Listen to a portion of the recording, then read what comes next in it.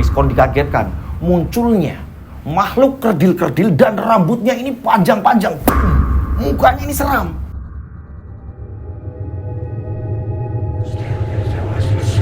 Hah? Waduh, apa itu?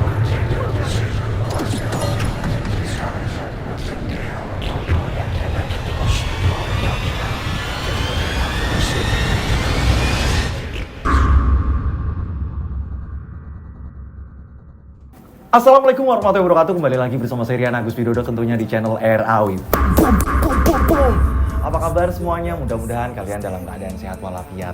Ya, itulah doa saya setiap hari. Monggo silakan absen namanya siapa, kota yang di mana, biar saya kenal tambah deket dengan kalian semuanya. Nah, saya mau ucapkan terima kasih banget ya. Ini dengan adanya teman-teman subscriber, keluarga saya gitu kan. Karena saya menganggap kalian ini adalah keluarga saya. Gitu. Karena apa? Sebagian hasil dari cemilan. Ini akhirnya kemarin kita bisa berbagi takjil di jalanan. Ini sampai ibu dan teman-teman ibu ikut turun jalan gitu. Pastikan semuanya sudah absen, beres. Di cerita kali ini, kalian pernah nggak mendengar istilah kakang kawah adiari-ari, sedulur papat limo pancer? Nah, di cerita kali ini, kiriman dari subscriber menceritakan ada seseorang yang dinyatakan hilang. Ternyata ia menjadi target tumbal pesugihan oleh orang terdekatnya. Nah, misterinya ia berhasil kembali dengan selamat. Akan tetapi, dalam kondisi sekarat. Ia mengaku diselamatkan oleh kakang kawah adiari-ari, sedulur papat limo pancer, atau Sukma Kandung.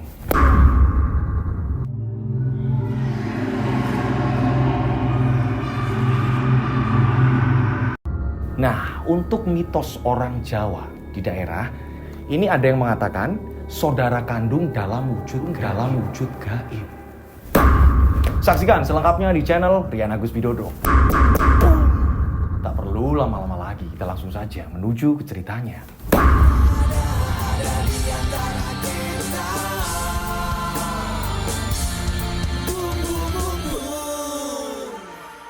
Dipastikan cerita ini aman untuk dibawakan. Tokoh di sini kita sebut saja namanya Pak Bambang. Pak Bambang ini mempunyai istri, kita sebut saja namanya Bu Sri. Nah, mempunyai 2 orang anak. Yang pertama ini seorang laki-laki, kita sebut saja namanya Raka. Dan yang kedua, kita sebut saja namanya Bayu, masih SD. Pak Bambang ini mendidik anaknya untuk berteman dengan siapa saja, jangan pilih-pilih. Di sini Pak Bambang bisa dikatakan orang terpandang. Yang pertama, budidaya ikan, perikanan. Yang kedua, perkebunan. Lahan perkebunan tersebut, begitu juga dengan tempat budidaya ikan itu tadi, kalau dari rumah ini 1/4 jam kurang lebih. Nah, di sampingnya ini ada perkebunan lagi, lebih luas, milik orang lain. Sama-sama warga di situ. Dia sama-sama juragan, akan tetapi anak buahnya ini malah mencari di daerah luar. Bukannya warga sendiri. Ini yang menjadikan para warga ini kesal. Ini kalau pas minta pekerjaan sama Bu Ipah, kita sebut saja namanya Bu Ipah yang punya lahan itu. Ini Bu Ipah selalu bilang, enggak, saya sudah ada orang-orang dan tidak membuka lowongan kerja. Kamu kalau mau kerja, ya, itu kan ada tempat ikan, ya, punya Juragan Bambang. Terus ada tanaman juga, siapa tahu Juragan Bambang membutuhkan. Lah, memang ada keanehan. Nah, dulu pernah perkebunannya Pak Bambang ini sering gagal panen. Beda sama tempatnya Bu Ipah, selalu subur. Nah, para warga menyimpulkan jika Bu Ipah usahanya ini ada yang tidak beres, ada yang janggal. Masih satu dataran, kenapa tempatnya Pak Bambang ini tak sesubur tempatnya Bu Ipah? Pada suatu hari, Pak Bambang dan keluarga ini selesai sholat maghrib, ini makan bersama. Pak Bambang, istrinya, begitu juga dengan 2 anaknya. Tak lama kemudian tiba-tiba terdengar suara ketukan pintu dari luar. Dek, dek, dek, dek. Assalamualaikum. Siapa sih, Pak? Orang habis maghrib banget kok bertamu. Kok nggak lihat-lihat? Udah Bu. Bukain dulu. Iya, Pak. Nah, pada saat itu Bu Sri akhirnya membukakan pintu. Jegrek. Waalaikumsalam. Mbak Ipah, ini akhirnya saya kesini ya. Silakan duduk dulu. Enggak. Saya nggak perlu duduk. Suami kamu mana? Tak lama kemudian karena memang Pak Bambang ini mendengar, Pak Bambang akhirnya ke depan menanyakan, ada apa ini Bu Ipah? Ada apa Bu Ipah? Pak, bilangin ya sama warga-warga sini. Mereka ini gara-gara nggak saya terima kerja di tempat saya, akhirnya mereka ngacak-ngacak perkebunan. Mereka ini tahu kalau jam karyawan saya hari ini pulang cepat, terus akhirnya mereka ini ngacak-ngacak perkebunan. Iya, saya malah nggak ngerti Bu. Atau jangan-jangan anaknya sampean, itu si Raka sama si Bayu, dia ini kan sering lewat situ. Saya sering lihat sama teman-temannya. Bu, anak saya dari tadi ini di rumah Bu. Kita lagi ngumpul bareng-bareng. Allah, bilang aja Pak. Bapak ini nutup-nutupin keluarga dan warga sini. Pak, kenapa saya kesini? Ya, karena biar Bapak ini bilangin warga sini. Karena saya lihat kan Bapak dekat sama warga sini. Ya, jadi tolong dikasih tahu sama Pak Lurahnya ini dibilangin. Gini aja, kalau Pak Bambang nggak percaya, ayo ikut saya. Pak Bambang akhirnya jalan kaki bareng sama Bu Ipah itu tadi. Saat itu, ya, ini memang benar terlihat acak-acakan. Banyak tanaman-tanaman, buah-buahan yang kecabut, diinjek-injek lah. Banyak sekali yang rusak. Apa ini Pak? Ngasa iya ini dilakukan hewan buas? Mana ada di sini ada hewan buas Pak? Nah, pagar pembatas juga rusak. Lihat, sekalian Pak warga, bilangin, jangan ganti. Warga ini banyak yang menyaksikan saat Pak Bambang menghadapi Bu Ipah. Singkat cerita, akhirnya Pak Bambang pun pulang. Di dalam perjalanan di situ, ya kan, ini banyak warga-warga yang mendekat. Ada apa Pak Bambang? Saya juga bingung, masa iya tanaman mereka rusak terus warga sini yang dituduh, begitu juga dengan anak saya. Lah kok bisa? Katanya banyak orang-orang yang tidak diterima terus akhirnya pada dendam sama Bu Ipah. Masa iya seperti itu? Saya mau tanya ke kalian, ada yang tahu nggak siapa yang merusaknya? Kita nggak ngerti Pak, nggak mungkin juga kita mau berurusan dengan Bu Ipah. Lagian Pak, Bapak nggak tahu kalau Bu Ipah ini kan misterius Pak orangnya. Suaminya sering pergi keluar kota, Bu Ipah sendiri jarang keluar, jarang bertetangga. Nah, pada akhirnya Pak Bambang pun sampai rumah, ini pamit sama istrinya, Bu, tak ke Pak Lurah. Bapak mau ngomong sama Pak Lurah. Datanglah ke Pak Lurah. Pak Lurah juga kaget lah, kok bisa? Iya Pak Lurah, saya juga bingung tiba-tiba Bu Ipah seperti itu. Dan baru-barunya ke tempat saya Pak. Biasanya ini cuma lewat. Ya udah ya. Nanti kalau saya bela Pak Bambang, dikira saya pilih kasih. Saya ini kan harus bijaksana. Belum bisa menuduh si A, si B yang merusak tanaman di tempatnya Bu Ipah. Yang penting nanti kita cari tahu. Iya Pak. Akhirnya Pak Bambang pulang. Nah Pak Bambang ini masih kesel akibat anaknya juga kena tuduh. Bayu dan Raka ini sedang belajar. Bayu, Raka, sebentar Bapak mau ngomong. Kalian tadi dengarkan Bu Ipah seperti itu. Bapak mau tanya, Bapak pengen kalian jujur. Kalian berdua ke kebunnya Bu Ipah nggak tadi? Punya Bu Ipah Pak? Enggak lah, orang kami ini di rumah kok. Bayu juga di rumah Pak. Mudah-mudahan ada warga yang mengaku, ya nanti biar Bapak yang tanggung jawab, nggak apa-apa.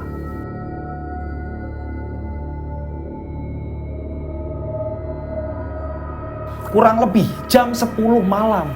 Jam 10 malam tiba-tiba ini keluarga sedang ngumpul lagi bahas tadi Bu Ipah gitu kan ya. Ini ada suara ketukan pintu lagi. Dag. Assalamualaikum. Loh, Pak, kok kayaknya suaranya Bu Lasmi ya Pak? Iya, suaranya Bu Lasmi. Bu Lasmi ini tetangganya Pak Bambang, rumahnya tidak jauh. Hanya selang beberapa saja. Bu Lasmi ini punya anak namanya Rizkon. Rizkon ini seumuran dengan si Bayu. Main juga bareng. Ini mereka biasanya ini berlima. Pada saat itu yang membukakan pintu ini langsung Pak Bambang sendiri. Karena pikirnya Pak Bambang siapa tahu ada kabar siapa yang merusak perkebunannya Bu Ipah. Dibukain lah sama Pak Bambang. Cekrek. Bu Lasmi, ada apa ya Bu Lasmi? Pak, Bayu di rumah nggak Pak? Di rumah? Itu habis belajar terus mau tidur. Ada apa ya Bu? Saya lagi bingung Pak. Masa iya Rizkon Pak nggak pulang-pulang Pak? Saya udah nyari kesana kemari, teman-temannya udah saya samperin satu persatu, tapi nggak ada yang tahu Pak. Katanya nggak bareng. Padahal ada beberapa warga yang ngomong ini mereka ini sempat bareng siang-siang, termasuk Bayu. Loh Bu, ini hilangnya kapan? Yang jelas ini pulang sekolah ganti baju, belum makan belum apa, terus sudah Pak, saya nggak lihat lagi. Bayu ini udah tidur, akhirnya dibangunin. Yuk, iya Pak, bangun, sebentar saja, nanti tidur, sebentar saja.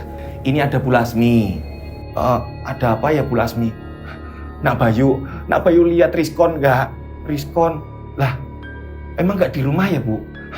Rizkon itu semenjak pulang sekolah nggak tahu main kemana. Terus ada yang lihat katanya bareng kamu siang-siang. Ya siang tadi sempat bareng, tapi Bayu udah pulang duluan kok Bu. Coba tanya yang lain Bu. Ibu udah kesana kemari nanyain. Pada saat Bu Lasmi ini sedang ngomong dengan Pak Bambang, ini tak lama kemudian Pak Lurah ini lewat, dia naik motor. Loh, ada apa ini di rumahnya Pak Bambang?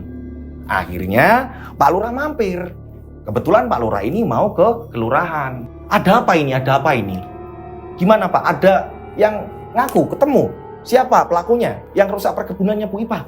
Bukan gitu Pak Lurah. Ini ada apa? Ada apa Bu? Jadi gini Pak Lurah, anak saya si Rizkon ini dari pulang sekolah sampai sekarang ini nggak pulang-pulang. Saya udah nyari kesana kemari tapi nggak pada tahu Pak. Nah ini kan ada yang ngomong katanya bareng sama si Bayu, tapi kata Bayu hanya pas siang saja. Setelahnya udah nggak lihat. Ini sama. Teman-temannya juga pada ngomong seperti itu. Saya bingung Pak. Saya kepikiran kalau anak ini nggak pulang-pulang Pak. Walah, ya udah. Saya kan mau ke kelurahan. Saya ada urusan sebentar. Nanti kita bareng-bareng nyari. Ternyata malam tersebut malam Jumat Kliwon. Boom.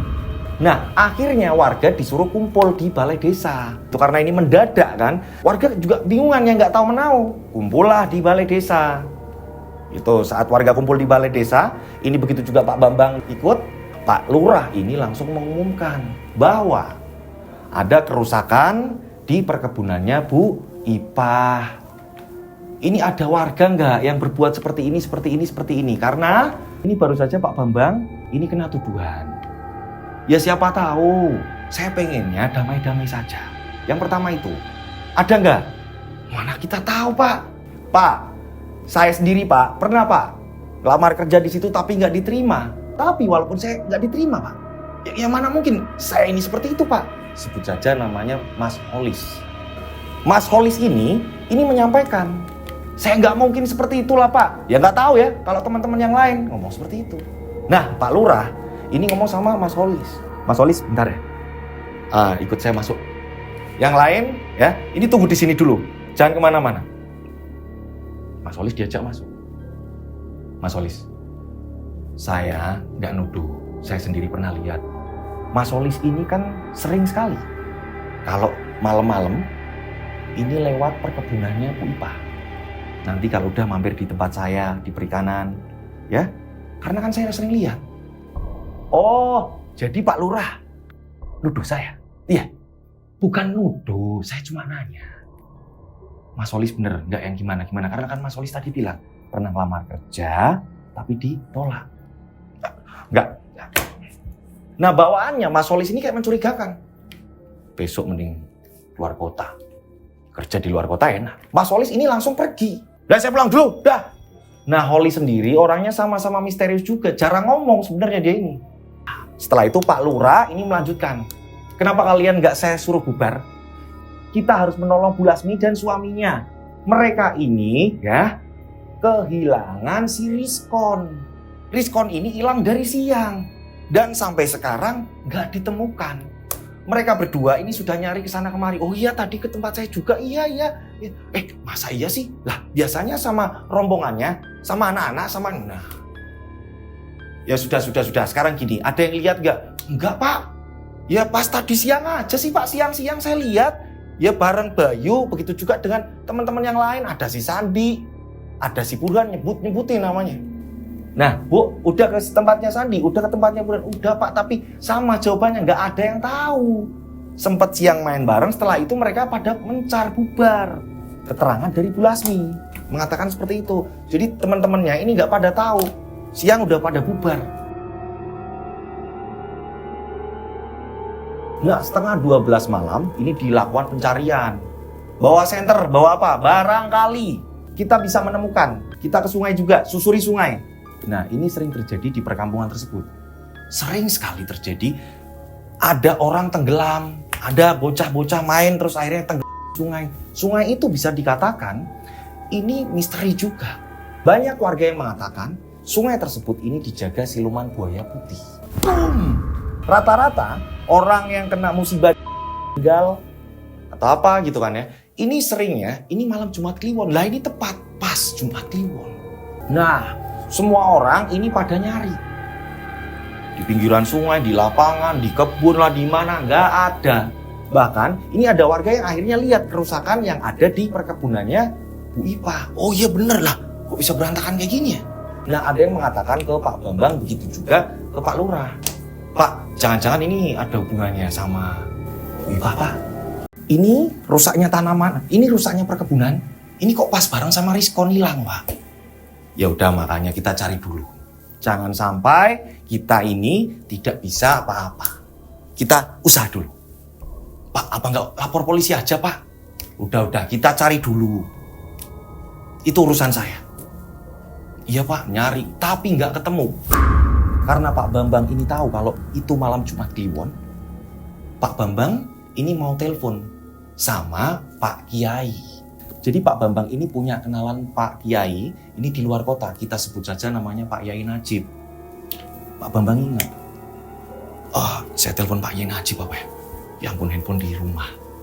Saat itu, ya, ini Pak Bambang langsung menuju ke rumah. Pada saat Pak Bambang ini sampai rumah, Bu Sri, istrinya Pak Bambang ini menanyakan, gimana Pak Rizkon udah ketemu belum Pak? Belum Ibu, Bapak mau tanya sama Pak Yai Najib, barangkali tahu Bu. Bapak mau ngambilin handphone, Bu, tolong Bu ambilin. Iya Pak, ya mudah-mudahan cepat ketemu ya Pak. Iya Bu, ini Bapak mau kemana lagi? Bapak yang bantu warga juga lah Bu. Biar bagaimanapun ya, mereka ini kan tetangga kita. Ibu di rumah aja jaga anak-anak. Kurang lebih, ini jam 1:30 dini hari, Pak Bambang ini nelpon Pak Yai Najib baru diangkat. Assalamualaikum Pak Yai Najib.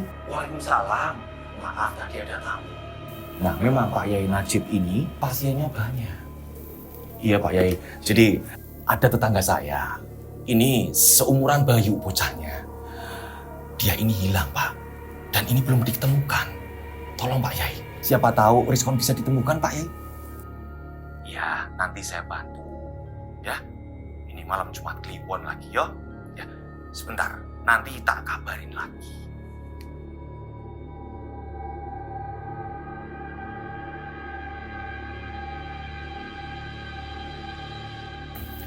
Tak lama kemudian, ini Pak Yai Najib telepon lagi. Assalamualaikum. Waalaikumsalam Pak. Gimana Pak Yai? Udah. Itu nanti dia pulang. Oh, maksudnya? Dia pulang. Yang jelas, satu rumah jangan ada yang di dalam rumah. Untuk malam ini aja. Untuk malam ini aja. Nanti menjelang subuh, Rizkon pulang kok, itu anaknya nanti pulang. Nah akhirnya Pak Bambang menyampaikan kepada Pak Lurah. Nah Pak Lurah akhirnya menyampaikan ke Bu Lasmi, begitu juga dengan suaminya. Nah mereka berdua kaget lah, masa iya Pak? Iya, jadi ya namanya juga ikhtiar. Ini tadi Pak Bambang udah nelpon. Ya orang yang ditelepon ini orang kepercayaannya Pak Bambang. Saya harap semua tenang dan kita tunggu 4:30 nanti bagaimana Rizkon ini pulang atau enggak. Iya Pak, saya bingung harus kemana lagi. Nah bapaknya Rizkon juga sama. Iya Pak, saya bingung Pak. Saya udah nyari kesana kemari, tempat saudara nggak ada semua Pak. Akhirnya semua warga ini berkumpulnya di depan rumah Bu Lasmi. Nah pintu pun ditutup. Keluarga Rizkon, ibu bapaknya, begitu juga dengan saudara-saudaranya ini menunggu di depan rumah. Warga ini juga penasaran seperti apa, benar-benar pulang apa tidak. Nah, di saat semuanya sedang menunggu, Pak Lurah akhirnya menanyakan satu persatu keluarga. Saya mau tanya, untuk kalian, kira-kira ada yang mencurigakan nggak? Misalnya kalian melihat sesuatu atau apa, jejak kaki atau apa? Nah, ada beberapa orang, ya, ini justru malah berdirinya di paling ujung. Itu disamperin sama Pak Lurah. Kalian, ya rombongan kalian, ada hal yang mungkin bagi kalian ini aneh atau apa? Usia mereka ini masih remaja. Oh, kamu aja yang ngomong. Udah, kamu aja. Udah, salah satu yang ngomong. Kamu sini. Pemuda tersebut ini belum bicara, tiba-tiba turun hujan. Boom!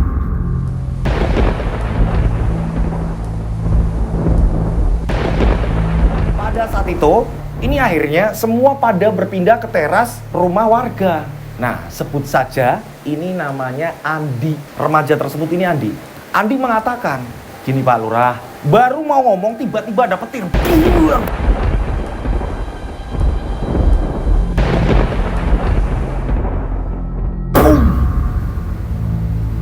Kok ngeri ya Pak. Udah ngomong aja. Nah pada saat itu Pak Bambang juga ada di situ. Jadi kan warga yang lain ini nggak denger. Karena apa? Ini mereka berada, ini misah-misah ada di teras rumah warga masing-masing. Hanya satu rombongan itu yang memang lagi ditanyain Pak Lurah. Jadi gini Pak Lurah, awalnya memang saya ini kok melihat sekelebatan hitam nih Pak Lurah. Itu adanya di kandang kambing. Kandang kambing? Iya, ini masuk ke kolongnya loh Pak Lurah. Pak Lurah kenal Holes nggak Pak Lurah? Holes ini mana nih? Holes adalah orang yang dimana disuruh masuk ke kelurahan. Diajak ngomong sama Pak Lurah.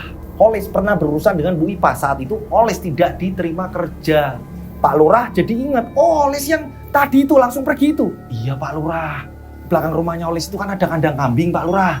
Kandang kambing itu kan punya saudaranya Pak Lurah. Nah Holes ini memang disuruh jagain. Nah saya ini lihat Pak Lurah. Ini ada bayangan hitam. Ya seumuran si Rizkon, tingginya pun sama. Tiba-tiba ini masuk ke kolong. Akan tetapi pada saat kita ngecek ini kosong Pak Lurah. Dan di antara mereka, ini yang paling jelas saya, mereka hanya merasakan hawa yang benar-benar panas. Hujan turun semakin deras.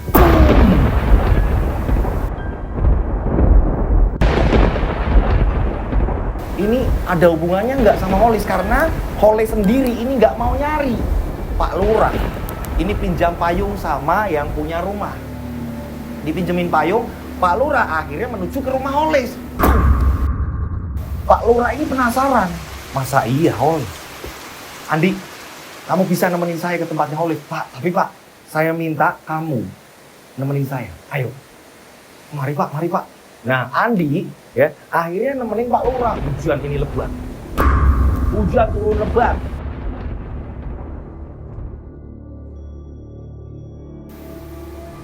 Saat itu setelah sampainya di rumah Holes, ini diketok-ketok nggak keluar-keluar. Ternyata pintu ini digembok dari luar. Gemboknya ini malah adanya di bawah. Gimana orang lihat ya kan? Ini gemboknya ini ada di bawah. Jadi nggak di tengah-tengah pintu. Oh alah iya. Berarti tadi setelah dari balai desa, dia berarti langsung pergi. Iya Pak Lurah, mungkin seperti itu Pak Lurah. Mas Andi, antar saya ke belakang yuk. Saya pengen lihat kandang kambingnya seperti apa. Mari Pak, mari Pak. Tapi hujan seperti ini nggak apa-apa Pak, nggak apa-apa. Nyalain senter, ya kan? Ke belakang kandang kambing. Tapi nggak ada tanda apa-apa di sini ya. Setelah ngontrol kandang kambing tadi, ini hujan ini semakin lebat. Pak, hujan Pak. Pak Lurah, hujan semakin lebat Pak. Kita mending neduh dulu Pak. Anginnya kencang Pak. Boom! Angin bertiup kencang. Nah, saat itu Andi menyarankan, Pak Lurah, lebih baik kita meneduh dahulu Pak. Sambil nunggu hujan reda Pak, karena ngeri banget Pak. Nah, memang di situ ini banyak pohon-pohon bambu, pohon-pohon kelapa. Jadi ngeri ketika tertiup angin kencang. Pak, mending kita di terasnya Holes saja Pak.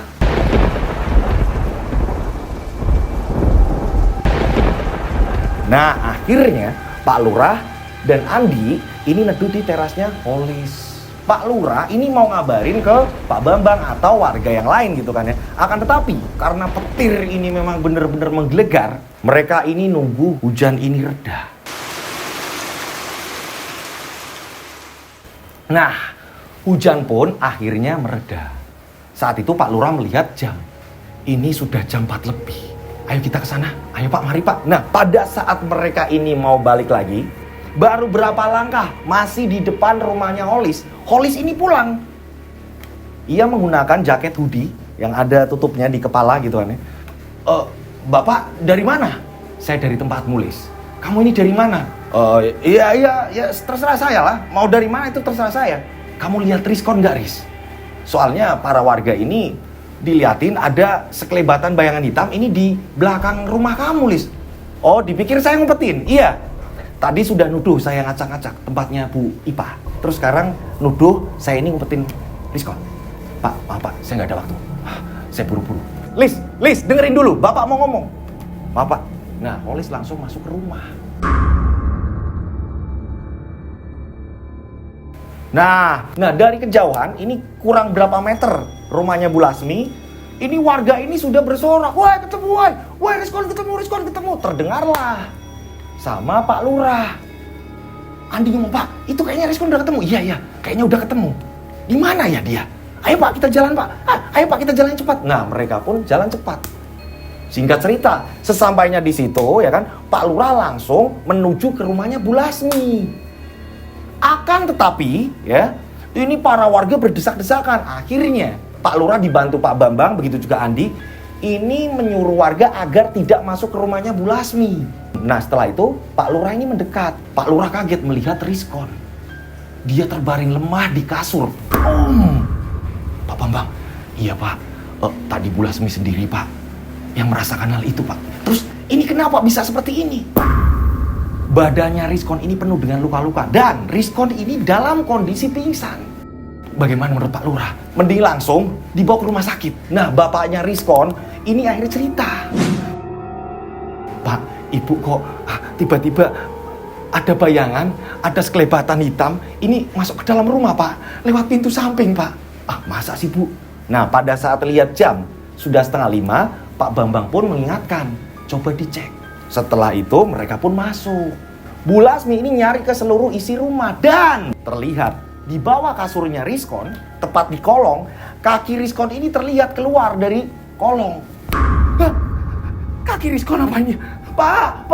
Nah, saat itu bapak ini langsung masuk kamarnya Rizkon. Ketika dilihat memang benar Rizkon, akan tetapi dalam kondisi babak belur. Bagaimana menurut Pak Lurah? Mending langsung dibawa ke rumah sakit. Karena Rizkon dalam kondisi pingsan, akhirnya langsung dibawa ke rumah sakit. Pak Bambang ini berencana sore harinya ini bakalan jenguk ke sana. Akan tetapi, saat Pak Bambang lagi di tempat usahanya, di budidaya ikan, tiba-tiba Raka telepon. Bapak pulang Pak, tolong Pak, Bapak. Kenapa nak? Bayu Pak. Bayu kenapa? Dek Bayu Pak, Dek Bayu demam Pak. Oh iya sebentar, nanti Bapak pulang. Pak Bambang pun akhirnya pulang. Pak Bambang pulang kaget melihat Bayu ini demam. Pak, Bayu Pak, Bu, kenapa Bayu Bu? Nggak tahu Pak, kok tiba-tiba sakit yuk Pak, badannya panas. Ya udah kita bawa ke dokter. Akhirnya langsung dibawa ke dokter. Ya kan, dikasih obat segala macam gitu kan. Bayu ini disuruh banyak istirahat. Sakit biasa kok Bu. Iya Pak, tapi Ibu kok takut kenapa-napa Pak? Soalnya baru kemarin tetangga kita itu loh, si Rizkon kayak gitu, terus Bayu gimana ya Pak? Udah Bu, gak ada sangkutannya. Lagian ya, ini Rizkon gak bareng Bayu. Udah Ibu tenang aja. Iya sih Pak, tapi gak tahu Ibu kepikiran. Nah, pada saat itu ya kan Bayu ini diperbolehkan pulang gitu sama Pak dokter. Udah gak apa-apa, ini kurang istirahat. Ya, pokoknya di rumah nanti obatnya dihabisin. Jangan main kemana-mana dulu. Nah, Bayu pun pulang ya kan bersama ibu dan bapaknya gitu. Sesampainya di rumah, Bayu ini gak mau jauh-jauh dari bapak ibunya. Bapak, ibu sini Pak. Bapak, ibu sini Pak. Iya nak. Udah, Bayu istirahat. Kan tadi udah minum obat. Bayu ini seperti anak yang ketakutan. Ada apa ini? Akan tetapi pada malam harinya, demam Bayu ini bukannya mereda, melainkan ini tambah naik. Bayu ini, ya, dia ini ketakutan.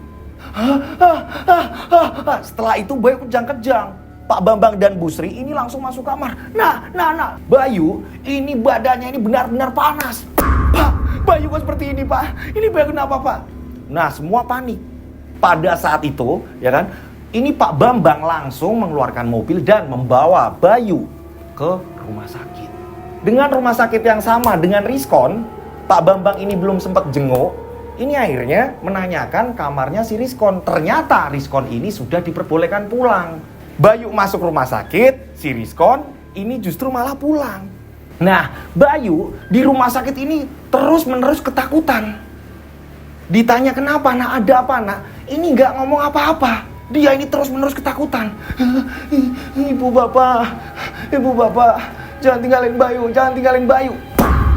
Pak Bambang ini penasaran. Rizkon ini kan udah pulang. Saya ini pengen tahu Apa ada hubungannya dengan anak saya? Saya harus tanya sama Rizkon. Atau kalau enggak, ibu atau bapaknya. Nah, keesokan harinya, ini Pak Bambang ini langsung pulang. Jadi yang di rumah sakit yang nungguin ini Bu Sri. Sesampainya Pak Bambang sampai rumah, ini kan berniat mau ke tempatnya Rizkon. Nah kebetulan, sesampainya di rumah, ini masih pagi. Dan Raka ini belum berangkat sekolah. Raka, ini cerita sama bapaknya. Pak, boleh Raka cerita Pak sebentar aja Pak. Adik baik-baik aja kan Pak? Adikmu sekarang dirawat. Kamu mau cerita apa? Pak, pas bapak sama ibu bawa adik ke rumah sakit, Raka kan sendirian Pak. Raka ini nggak tahu ini mimpi atau enggak. Antara Raka kebangun, antara Raka tidur Pak. Yo, kamu direp-repi, kamu rep-repan. Apa yang kamu lihat nak? Pak, di mimpi Raka, adik ini seperti diserang manusia-manusia yang dia ini kerdil-kerdil berambut panjang Pak. Rambutnya ini panjang banget dan jumlahnya ini banyak Pak. Mukanya ini seram Pak. Yang benar kamu nak? Iya Pak. Adik terlihat di situ minta tolong ketakutan. Akan tetapi nggak ada yang menolong Pak. Itu di mimpi Raka. Tapi yang jelas adanya di rumah ini Pak. Ya udah. Itu cuma mimpi kamu. Yo, mending kamu sekolah. Adikmu sekarang kondisinya ini sudah membaik. Sudah dirawat. Sudah diurus sama dokter. Ya udah Pak, Raka berangkat dulu Pak. Assalamualaikum. Raka berangkat. Pak Bambang ini setelah siap-siap selesai, ia langsung menuju ke rumahnya Rizkon, ke rumahnya Bu Lasmi. Rizkon ini sedang disuapi. Assalamualaikum. Waalaikumsalam. Pak Bambang, silakan duduk Pak. Duduklah Pak Bambang. Pak Bambang pun minta maaf, belum sempat jenguk. Saya minta maaf, Bu, Pak, karena anak saya juga mengalami sakit. Saya yang lagi ngurus kerjaan semua saya tinggal. Sekarang kondisinya Bayu di rumah sakit, sedang sakit.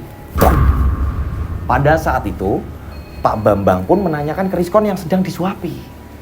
Nah, kamu sebenarnya kemana? Bu, udah cerita aja. Justru kalau kamu cerita, Pak Bambang juga lega. Bu, emang ada apa Bu? Sebenarnya ada apa Bu? Rizkon kenapa kok tiba-tiba hilang dan setelah ketemu seperti ini, apa yang dirasakan Rizkon dan Rizkon ini kemana Bu? Kok bisa ketemu-ketemu ini di bawah kolong dalam kondisi babak belur seperti ini? Rizkon, sebenarnya ada apa nak? Akhirnya, karena memang kedua orang tuanya menyuruh agar Rizkon ini cerita, Rizkon pun cerita.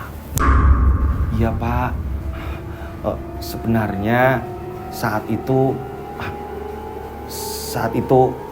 pas Rizkon ini hilang, sebelumnya Rizkon bersama Sandi, tetangga kita, dan Bayu Pak. Bayu? Iya Pak. Lah kok bisa? Nah, kita tarik mundur. Ini flashback kejadian di mana Rizkon hilang. Ternyata sebelum Rizkon hilang, di situ ada Bayu juga. Kita tarik mundur ceritanya.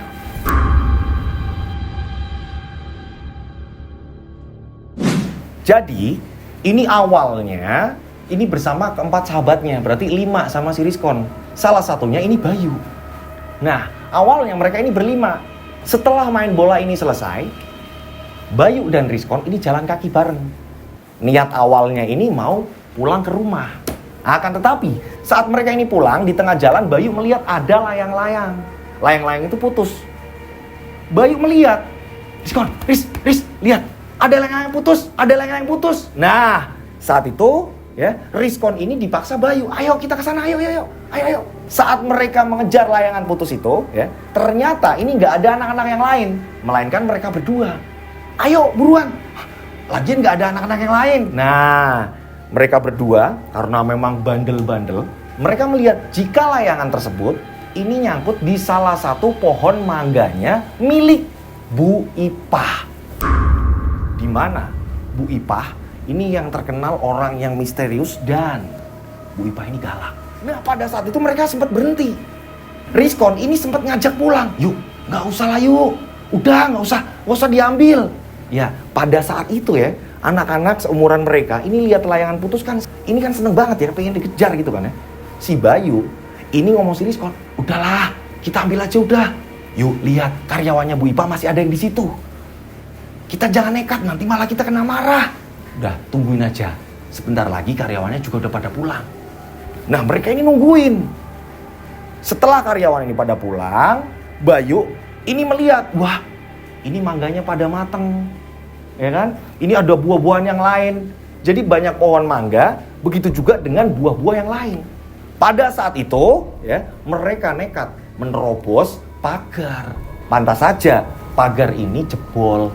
Ternyata yang menjebol mereka. Rizkon ini udah menyeru Bayu untuk pulang, akan tetapi Bayu memaksa. Nah, pada saat itu, ini nggak tahu kenapa, tiba-tiba Rizkon menuruti apa kata Bayu. Riz, kamu manjat ngambil layang-layang. Sementara aku jaga sambil metik-metik buah. Gimana? Apa tukeran? Aku yang di atas, kamu yang di bawah metik-metik buah. Ah, nggak mau lah. Urusan sama Bu Ipa ini ngeri. Yuk, nggak usah ya, yuk. Ayo kita pulang aja. Aduh, kita ini sudah terlanjur di lahannya Bu Ipa. Ayo, buruan. Yaudah, ya. Aku yang manjat. Nah, posisinya ini sudah mau menjelang maghrib. Ayo buruan. Lagian, ini udah nggak ada karyawannya. Udah, naik. Aku yang ngambilin. Nah, pada saat itulah semua tanaman ya, ini yang baru ditanam segala macam ini terinjak-injak. Apalagi kondisi sudah mulai gelap. Nah, saat itu Rizkon naik. Bayu ini udah ngumpulin buah-buahan, udah diambilin semua. Nah, pada saat Rizkon ini belum naik pohon ya, belum manjat, Bayu ini ngomong, apapun yang terjadi, pokoknya kita harus jaga rahasia. Jangan sampai ada orang yang tahu. Rizkon juga sama, merasa ketakutan. Karena kan melihat si Bayu ini mengambil buah-buahan segala macam dan sedangkan Rizkon ini ditugaskan untuk mengambil layang-layang. Akhirnya mereka sepakat berjanji tidak membocorkan rahasia ini. Nah, Rizkon pun mulai manjat. Kondisi memang sudah mau menjelang maghrib. Pohon mangga yang awalnya terlihat pendek, ini nggak tahu kenapa saat Rizkon manjat pohon tersebut, ini berasa kayak nggak sampai-sampai. Kok kayaknya nggak sampai-sampai sih? Rizkon manjat lagi. Ini lama sekali. Untuk sampainya ke atas ini lama sekali. Selama Rizkon manjat, Rizkon ini dari bawah melihat kalau Bayu ini sedang ngambilin buah-buahan. Dan terlihat acak-acakan banget di situ. Karena kan udah gelap, ya kan, semua ini terinjak-injak. Rizkon mencoba untuk mempercepat naik. Akan tetapi, boom! Ketika Rizkon ini melihat ke arah bawah, Bayu ini sudah nggak ada. Bayu di mana? Sudah tidak terlihat. Bayu ini di mana? Bayu ini. Nah, Rizkon melihat layang-layang tersebut ini udah berasa kayak udah deket. Akan tetapi ketika ia manjat lagi, ini nggak sampai-sampai. Tak lama kemudian, Rizkon dikagetkan. Rizkon dari atas, ya, ini melihat ke bawah, ini nggak begitu tinggi, nggak begitu curam. Tapi kenapa Rizkon ini nggak sampai-sampai? Dan saat Rizkon ini kembali lihat ke bawah, yang muncul ini bukanlah Bayu. Justru ada seorang nenek-nenek. Dan Rizkon ini sangat mengenalinya. Mbah. Bali, mulai. Arep maghrib. Pulang, sudah mau maghrib. Medun, turun sudah mau maghrib. Turun. Mbah. Turun. Ayo turun. Nah, Rizkon kebingungan kan? Aku harus gimana? Nah, Rizkon pun mencoba untuk turun. Entah kenapa, saat turun ini juga lama. Kenapa nggak sampai-sampai? Padahal ini nggak begitu tinggi. Tapi anehnya, ini Rizkon nggak sampai-sampai. Dan nggak lama kemudian. Nah, pada saat Rizkon ini mencoba untuk turun, Rizkon ini udah kelelahan. Rizkon ini lihat ke atas kan, ini seberapa sih? Kok aku ini nggak sampai-sampai? Saat Rizkon ini lihat ke atas, Rizkon dikagetkan. Munculnya makhluk kerdil-kerdil dan rambutnya ini panjang-panjang. Mukanya ini seram.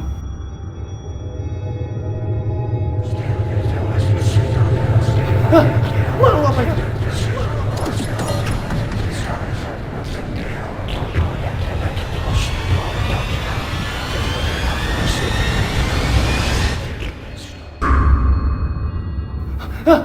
Makhluk apa itu? Makhluk apa itu? Nah, Rizkon ini ketakutan. Namanya juga anak kecil.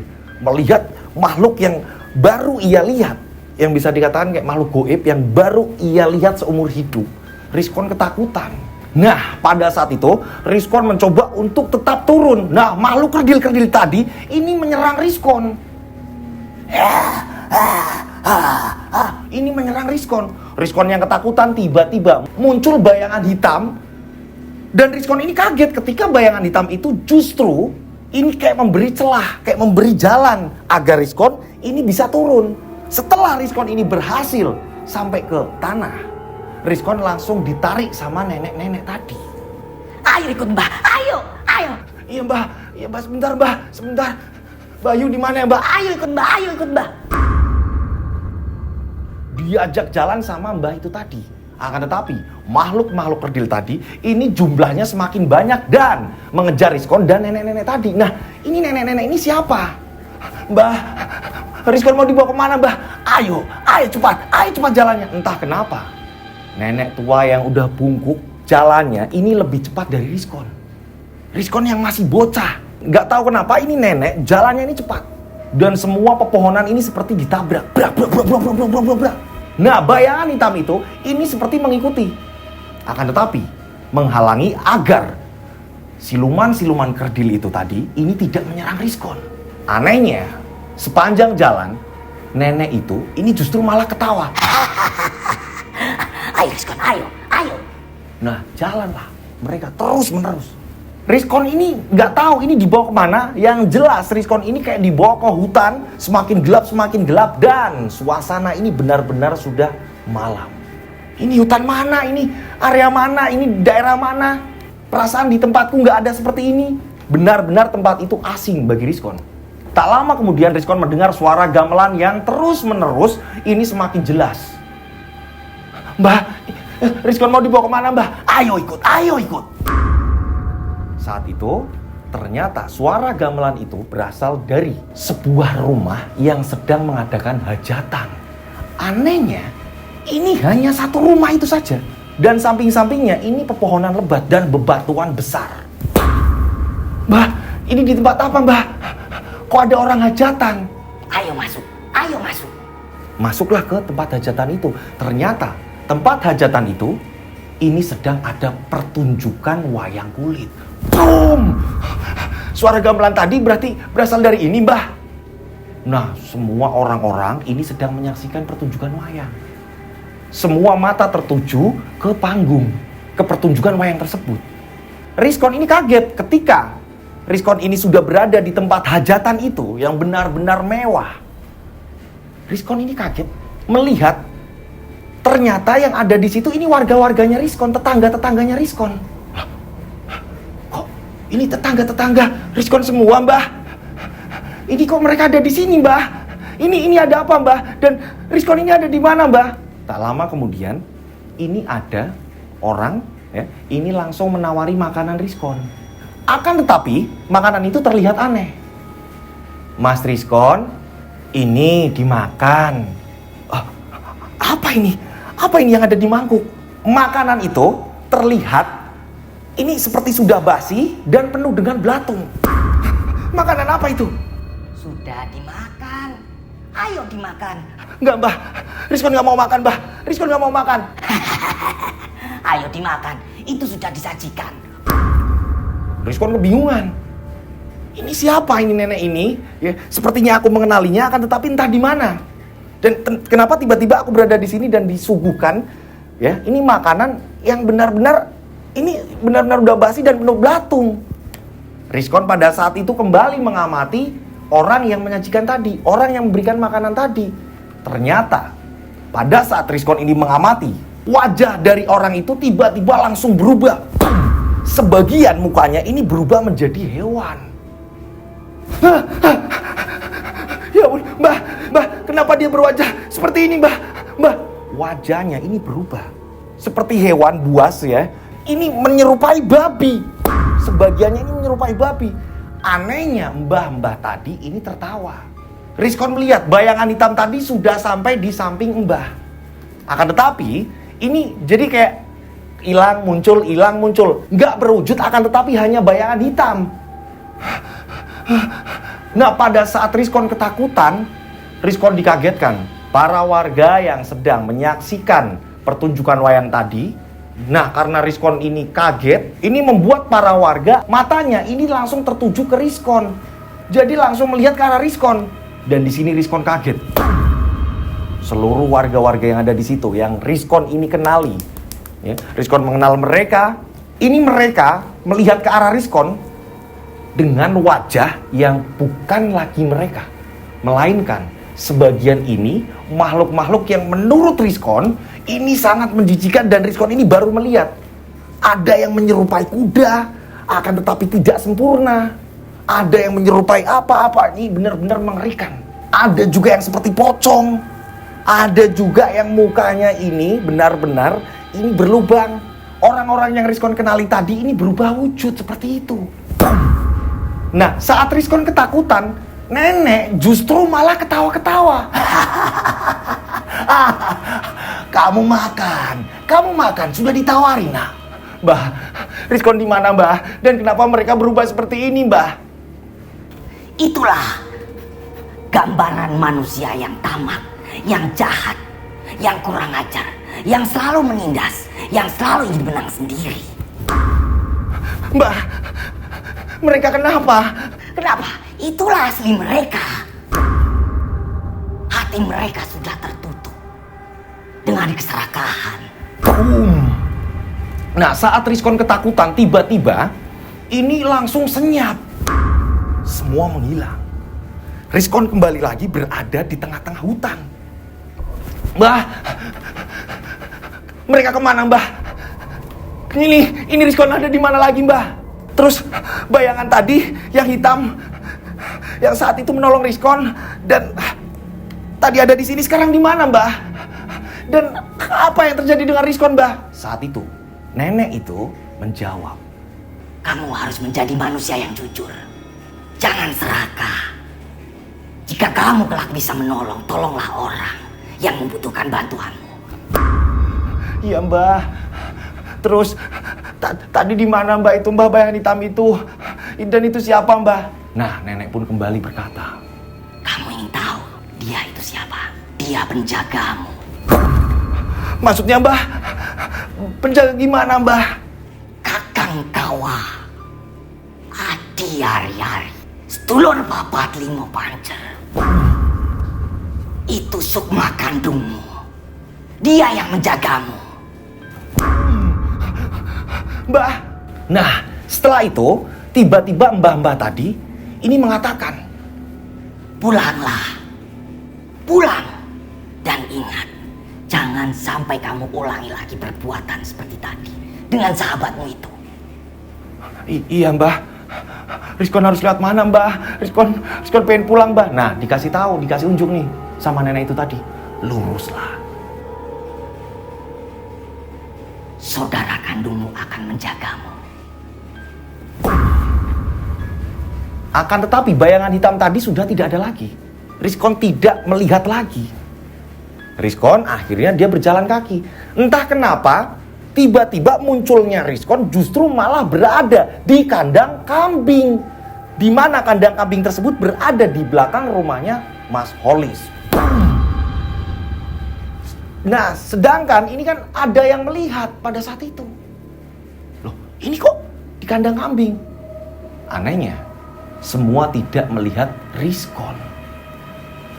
Rizkon ini manggil-manggil orang-orang yang ada di situ, akan tetapi mereka ini sibuk mencari. Kenapa aku berada di sini? Rizkon jalan kaki menuju ke rumahnya. Di depan rumahnya Rizkon banyak orang. Begitu juga dengan ibunya, bapaknya. Hujan deras, tapi Rizkon tidak merasakan basah.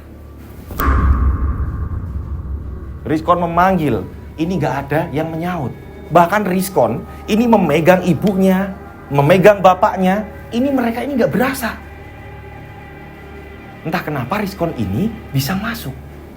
Dan ternyata benar Rizkon ini masuk lewat pintu samping. Rizkon masuk lewat pintu samping dan Rizkon ini pingsan. Rizkon sudah tidak ingat lagi setelah Rizkon ini masuk ke kamarnya. Nah, pada saat itu ya. Ini akhirnya barulah ibu bapaknya Rizkon ini masuk dan flashback pun selesai. Seperti itu Pak ceritanya. Ya Bayu ikut juga. Rizkon juga nggak ngerti itu makhluk apa kok menyerang Rizkon. Rizkon, apa yang dikatakan kamu seperti itu nak? Benar adanya nak? Iya Pak, kita ini udah berjanji nggak bakal ngomong-ngomong ke siapapun karena kan kami ini udah mencuri. Terus Rizkon juga naik ke pohon mangganya Bu Ipah. Ya ampun lah. Pantas aja pada saat itu Bu Ipah ke tempat Bapak. Ini Bayu ini seperti terlihat ketakutan, akan tetapi dia biasa-biasa saja. Nah, Bu Lasmi ini juga mempertanyakan Pak Bambang. Pak Bambang, tanyain Pak Yai itu yang biasa Pak Bambang ini minta tolong. Ini anak saya ini gimana? Terus nanti kayak gitu lagi nggak? Iya Bu, saya bakal telepon. Kebetulan ini berapa kali saya telepon ini nggak diangkat. Mungkin beliau lagi sibuk Bu. Saya juga kaget kalau Bayu ternyata terlibat. Raka mengatakan, ya, ini pas semuanya ke rumah sakit nganter adiknya si Bayu. Raka mengatakan kan tadi sama Pak Bambang bahwa dia ini dimimpikan makhluk-makhluk kerdil ini menyerang adiknya. Ini sama persis dengan cerita dari Rizkon ketika Rizkon memanjat pohon mangga, di mana makhluk-makhluk kerdil itu tadi ini menyerang Rizkon. Pada saat itu, karena memang Pak Yai Najib ini ditelepon nggak diangkat, tak lama ini ada panggilan masuk, justru malah dari istrinya Pak Bambang, Busri. Busri telepon, Pak, buruan ke rumah sakit Pak, ayo Pak cepat ke rumah sakit. Ada apa Bu? Ada apa? Bayu Pak, Bayu ngamuk-ngamuk dan kejang-kejang lagi Pak. Ya ampun, kenapa seperti ini? Pak, ayolah Pak, ayo Pak buruan Pak, atau Bapak ke rumah Pak Yai Najib Pak. Ibu takut Pak. Boom. Karena istrinya ini udah panik, Pak Bambang ini tidak menyampaikan perihal kejadian yang sebenarnya. Takutnya tambah kepikiran. Dah, Pak Bambang ini langsung menuju ke rumahnya Pak Yai Najib. Ternyata memang benar. Ini sedang menangani beberapa pasien. Assalamualaikum. Ternyata yang nemuin ini istrinya Pak Yai Najib. Nah, Pak Yai Najib ya, ini ternyata sedang ada pasien dan yang nemuin justru malah istrinya Pak Yai Najib. Tunggu dulu ya nak. Ya, Bapak lagi ada pasien. Iya Bu, kira-kira masih lama nggak Bu? Anak saya kritis Bu. Iya, udah sebentar nanti Bu sampaikan. Singkat cerita, ya pada saat itu ini istrinya telepon terus. Pak Bambang ini menenangkan dan mengatakan jika ia sudah berada di rumahnya Yai Najib. Nah, tak lama kemudian, setelah pasien-pasien itu tadi sudah pada pulang, akhirnya Pak Bambang pun dipanggil Pak Yai Najib. Karena sudah dianggap seperti saudara, udah dianggap seperti adik, anak, Pak Bambang pun disuruh masuk. Assalamualaikum. Waalaikumsalam. Gimana? Sudah aman toh? Kok kamu seperti itu? Pak Yai, ada masalah lagi Pak Yai. Apa? Bukannya tetanggamu itu? Siapa? Rizkon. Itu udah sembuh. Iya Pak Yai. Sekarang permasalahannya beda lagi Pak Yai. Apalagi? Ternyata Rizkon ini dia perginya bareng anak saya si Bayu. Dan Bayu ini sekarang kondisinya parah kritis di rumah sakit. Dia kejang-kejang. Saya tadi sempat pulang dan saya menanyakan ke Rizkon. Ternyata Rizkon menceritakan semua jika Bayu ternyata benar-benar mencuri di tempatnya Bu Ipah. Kenapa baru ngomong? Ayo kita ke sana. Nah, sepanjang jalan Pak Yai Najib ini mengatakan, kamu tahu, sakitnya Rizkon ini tidak main-main. Ketika Rizkon ini bisa selamat, sudah jelas dia akan menyerang ke Bayu. Nah, sesampainya di rumah sakit ya, ini Pak Yai Najib melihat kondisinya Bayu ditangani. Bapak ibunya ini disuruh keluar. Di ruangannya Bayu, ini Pak Yai Najib ngatasi si Bayu. Saat itu Pak Bambang dan istrinya ini panik. Pak, sebenarnya gimana Pak? Nah, Pak Bambang pun menceritakan. Sebenarnya seperti ini Bu, seperti ini ternyata Bayu ini ikut Bu. Ya ampun Pak. Kenapa Bayu nggak cerita?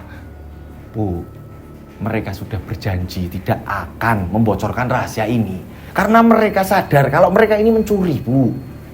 Rizkon ini mengambil layang-layang yang ada di pohon, metik mangga, begitu juga Bayu yang di bawah. Rizkon dan Bayu ini udah mengacak-ngacak tanaman-tanaman di situ, Bu. Pantas saja saat itu Bu Ipah ini ngamuk. Nah, saat Pak Bambang ini sedang ngobrol sama istrinya, terdengar suara ini seperti entah piring atau gelas atau apa, ini yang jatuh di lantai. Buang! Tak lama kemudian, ya, ini kurang lebih 1 jam sudah. Barulah Pak Yai Najib ini keluar. Sudah, itu lantai dibersihkan. Iya Pak, terus bagaimana? Biarkan Bayu istirahat. Nah, saat itu mereka melihat kondisi Bayu terbaring lemas. Ternyata yang pecah, ini vas bunga yang ada di meja. Jadi ada vas bunga, ya, ini pecah. Berantakan segala macam, barulah memanggil suster. Dan mengatakan jika tadi tak sengaja, nanti akan diganti. Nah, pada saat itu, ya, ini nggak lama kemudian, Pak Yai ini ditanya sama Pak Bambang. Pak Yai, sebenarnya ada apa? Apa yang terjadi dengan Bayu? Saya ini bingung Pak Yai. Apakah mengerikan Pak Yai yang terjadi pada Bayu? Sangat. Dia terkena tular tumbal dari pelaku pesugihan. Orang yang melakoni pesugihan. Maksudnya Pak Yai? Jadi awalnya yang diserang ini Rizkon. Jadi awalnya Rizkon yang diserang. Tapi saya lihat jika Rizkon ini ada yang menjaga. Pada saat itu si pelaku ini tidak terima. Ketika Rizkon ini tidak bisa ditembus, akhirnya Bayu yang diserang. Benarkah itu Pak Yai? Terus bagaimana dengan Bayu? Sudah. Insya Allah Bayu ini sembuh. Terima kasih Pak Yai, terima kasih. Nah, singkat cerita, akhirnya Pak Yai pun diantar pulang. Sebelum pulang, pada saat itu, ini Pak Bambang ini langsung ngomong sama Pak Yai. Pak Yai, berarti benar Pak Yai.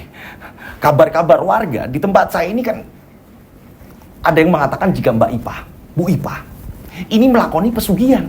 Berarti kan benar dia. Atau jangan-jangan, Holis Pak? Tidak boleh menuduh. Yang penting Bayu selamat. Nanti yang ada dendam terus. Bayu sudah selamat. Dan ajarkan anakmu itu jujur. Walaupun pahit, katakan. Nah, akhirnya Pak Yai diantar pulang. Tapi Pak Yai ini udah membekali. Nanti diminumkan ini, ya. Ini dikasih jamu ini. Udah ngasih tahu, dikasih arahan segala macam gitu kan. Pak Yai pulang. Dan singkat cerita, berapa hari kemudian barulah Bayu diperbolehkan pulang. Nah, setelah sampai rumah, barulah Bayu cerita. Ya kan, Bayu jujur, Bayu menjawabnya segala macam.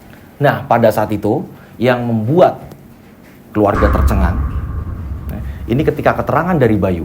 Saat Bayu ini mencabut tanaman-tanaman, Bayu ini tidak sengaja mencabut salah satu tanaman sampai ke akar-akarnya karena di situ ada ketela gitu, ada ubi-ubi gitu kan, ada bengkoang segala macam. Saat dicabut, ternyata ini ada keris, ya. Ini yang terbungkus dengan kain kafan. Bayu ini sempat buka, saking takutnya, ya. Ini Bayu langsung lari. Nah, Bayu mengatakan jika Bayu ini sudah manggil-manggil Rizkon, ketika Bayu mendekat, justru malah Rizkon ini tidak ada. Ini Bayu ketika melihat ke arah atas pohon, Rizkon ini nggak nampak. Ini berarti sama persis kayak yang dirasakan Rizkon. Rizkon melihat ke bawah, ini nggak ada Bayu. Saat itulah Bayu ini memutuskan untuk pulang. Takut ketahuan. Nah, Bayu ini jadi dia ini justru malah sebelum maghrib. Ia sudah sampai rumah. Ia kabur duluan. Sedangkan Rizkon ini masih di pohon mangga itu. Tapi Bayu tidak melihatnya. Bayu berpikir jika Rizkon tadi udah sempat turun dan kabur. Jadi sama-sama berpikir wah saling meninggalkan. Sampainya di rumah, Bayu langsung mandi segala macam dan dia langsung pura-pura sudah lama di rumah. Dan kebetulan saat itu rumah sepi. Tak lama kemudian, ini selang waktu yang sangat singkat, keluarga pulang. Ya, terus ngobrol-ngobrol segala macam. Setelah itu melangsungkan sholat maghrib bersama, makan dan selesai. Udah. Bayu di sini ini menyimpan rahasia itu. Bayu menceritakan hal itu semua. Boom. Pada saat itu Bu Sri ikut geram ketika mendengar keterangan dari Bayu. Pak, berarti benar Pak. Ini pasti Bu Ipah Pak. Udah Bu, Bapak tadi sudah sempat emosi, Bapak sudah sempat geram juga Bu. Bapak ya pengen balas dendam sama Bu. Tapi Pak Yai melarang. Sudah, Bayu juga sudah dipagari, begitu juga dengan Rizkon. Apalagi Rizkon, kata Pak Yai ini ada yang melindungi. Singkat cerita, akhirnya Bu Sri pun nurut, ya kan? Karena nggak bisa menuduh gitu. Saat itu Pak Bambang ini sering ke tempatnya Rizkon, tanya. Dan menurut keterangan dari keluarganya Rizkon, ini apa yang Rizkon lihat, nenek-nenek itu adalah buyutnya Rizkon. Gitu. Jadi masih leluhurnya Rizkon yang sudah tiada. Pantas saja Rizkon ini kenal tapi entah di mana. Jadi kayak tidak asing, tapi kenapa baru sekarang aku bertemu? Ada juga yang mengatakan dari penuturan warga yang mengetahui, ya kan, kisah mereka ini, ya memang benar adanya. Kakang Kawah di hari-harinya ini yang jaga. Ada juga yang mengatakan, dia ini babak belur sebenarnya ya terjatuh, dia ngumpet karena takut mungkin. Ada yang mengatakan seperti itu. Itu dia ketakutan terus akhirnya jadi sakit. Ada yang mengatakan dia ini ada yang jaga iblis. Ada juga yang mengatakan dia ada yang jaga malaikat, wah macam-macam. Akan tetapi keterangan yang diberikan Rizkon kepada keluarganya, mbah-mbah ini wujudnya seperti apa, seperti ini ibu bapaknya mengatakan jika itu mbah buyutmu. Nah, berjalannya waktu mereka pun sembuh. Akan tetapi nasib Bu Ipah ini ya masih utuh aja. Dia masih tetap mempertahankan karakternya yang dimana dia ini diam, nggak banyak bicara sama warga, karyawan juga ngambilnya dari orang luar. Nah, sedangkan Holis juga sama, orangnya tertutup juga. Tak lama setelah kejadian itu, Holis pun langsung berangkat ke kota. Dia kerja di kota. Gitu. Dan kabar ini sudah merebak. Jadi mereka akhirnya para warga ini tahu alur-alur ceritanya. Semenjak itu, antara Rizkon dan Bayu ini diberi wejangan agar tidak sembrono, agar tidak nakal, yang berakibat fatal seperti yang sudah mereka alami. Dan cerita pun selesai. Saya mengucapkan terima kasih buat pengirim cerita. Saya juga udah pernah dikasih tahu sama mbah saya dulu gitu kan ya. Dalam kepercayaan Jawa ya kan, setiap seseorang ini ada yang menjaga gitu. Saudara kandung kita yaitu tadi disebutnya Kakang Kawah di hari-hari. Ini ada 4 unsur yang menjaga. Kenapa 4? Ini sesuai arah. Selatan, utara, timur, barat itu seperti itu. Nah, yang kelimanya dirinya sendiri sebagai pusat. Ada yang mengatakan seperti itu. Nah, konsep ini mengartikan bahwa manusia ini terlahir tidak sendirian. Ini ada yang menemani. Bisa dikatakan sukma kandung yang menjaga kita. Ibu saya sendiri ini juga pernah ngomong ke saya, jangan nyakiti hati orang. Siapa tahu sing momong ora trimo. Awalnya saya bingung, sing momong ora trimo maksudnya gimana nih? Maksudnya yang ngomong, yang menjaga, ya kan? Ini nggak terima. Oke, mungkin orang yang disakiti dia bisa menerima. Tapi yang menjaga kita, ya kan? Yang mungkin itu tadi yang dimaksud dengan sedulur papat, limo pancer, Kakang Kawah di hari-hari, ini nggak terima. Nah, ini bisa bahaya. Jadi harus menjaga lisan kita ketika ngomong sama seseorang. Itu kita jangan menyakiti. Pesannya di sini kita ngambil edukasinya bahwa kita ketika hidup jangan sampai kata-kata kita ini keluar dari mulut ini menyakiti hati orang lain. Bener nggak Mas Lutfi? Nah, seperti itu. Kita ngambil edukasi dari cerita ini seperti itu, ya. Oke. Nah, masih banyak kepercayaan-kepercayaan yang ada di daerah-daerah kita. Jadi Indonesia ini beragam. Gitu. Ya, kita harus menjaganya. Bener nggak Mas Lutfi?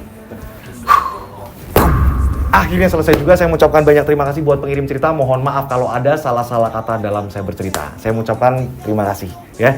Pokoknya cerita ini keren sekali. Saya jadi tahu gitu kan ya, saya jadi akhirnya mempelajari tentang filosofi tadi gitu.